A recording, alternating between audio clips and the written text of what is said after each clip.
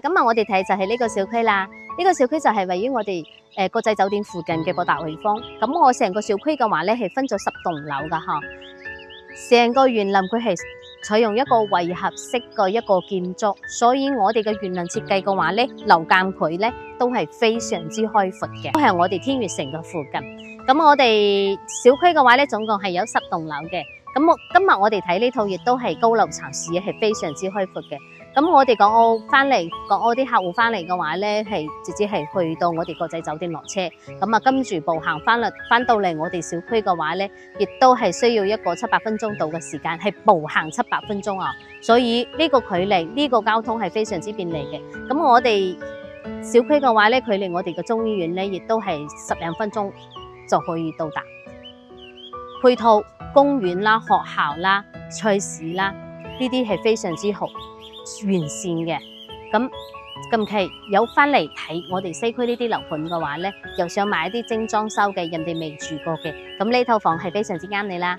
今日睇嘅就係呢一套啦，96個方嘅3房嗬。嗱，我哋一入呢度嘅話咧，一入門口呢個位置咧，就有一個5個方左右嘅一個空間係俾你使用嘅。呢個係隔離係冇嘅嗬，所以佢哋呢度係多咗5個方去使用嘅。一入門口呢度就有一個都係5-6個方嘅面積。咁我哋一入戶呢度係做咗一排嘅鞋櫃啊，同埋雜物櫃係俾你去用嘅，非常之實用嘅嗬。你啲雜物完全可以掉到門口㗎啦。嚟睇下我哋嘅廚房，廚房3件套嘅話咧，係用我哋嘅美的嘅大品牌㗎。嗱，你睇下啲櫥櫃嘅搭配嘅色調都係非常之時尚嘅。睇下我哋嘅餐廳，餐廳呢邊嘅話咧就幫你做好咗一個餐邊櫃。咁我哋嘅餐邊櫃用個料嘅話咧，個色調搭配起身都係比較大氣嘅。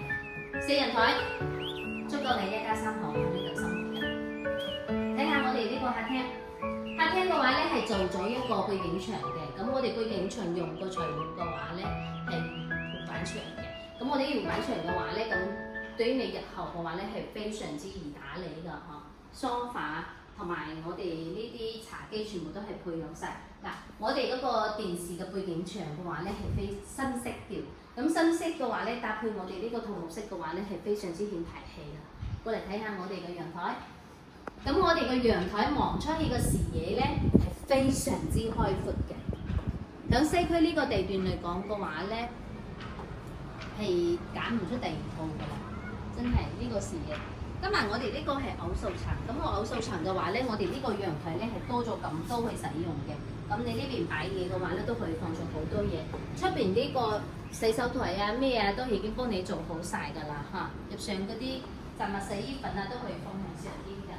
係睇下我哋嘅房間，咁我哋嘅房間咧好四正啊，每一間房都係做得好四正嘅，都係幫你做好晒啲衣櫃啦、吊頂啦，同埋我哋啲吸頂燈啦，全部都係做好晒嘅，視野都係非常之開闊嘅。睇下我哋嘅洗手間，洗手間呢個設計嘅話咧係非常之好，做咗一個乾濕分離啊。因為佢96個方咧，呢個戶型只有一個洗手間，所以呢個設計咧做咗乾濕分離嘅話咧係非常之好用嘅。睇下我哋嘅兒童房，兒童房做咗書台，佢嘅設計係做咗一個榻榻米，咁亦都係夠晒用。最後嚟到我哋主人房，主人房呢個衣櫃咧係嵌入式嘅，所以你會顯得我哋成個房間都會好大，係咪？佢呢個床頭櫃嘅床頭嘅背景板啦，同埋我哋呢個床啦，全部係睇到嘅。目前你啱啱睇到嘅所有嘢都係含喺呢個房間入邊嘅。有興趣嘅可以直接幫我睇房。